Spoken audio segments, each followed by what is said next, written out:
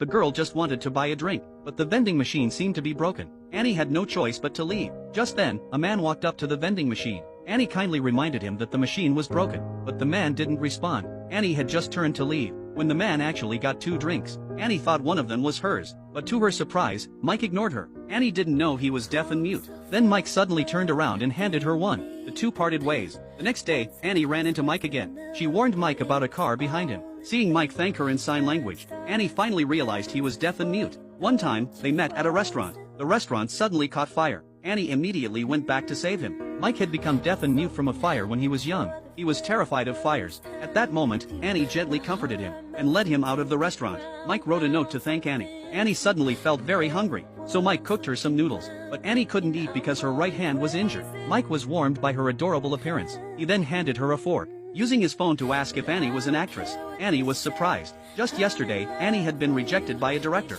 leaving Annie all alone. Meanwhile, Mike was filming footage by the sea. After returning home, he looked at Annie's photo. He really liked this girl. Just then, thunder suddenly rumbled in the sky. Annie covered her ears to experience the world of the deaf. They sat quietly in the rain like that. Annie went home and learned sign language. But the next day, she received a portrait Mike had given her. It said Actress Annie on it. Annie had always been denied. This was the first time she was acknowledged. That day, she encountered a familiar figure again. Annie didn't catch up to the car, but they still met. Annie greeted him in sign language. The two just smiled at each other like that.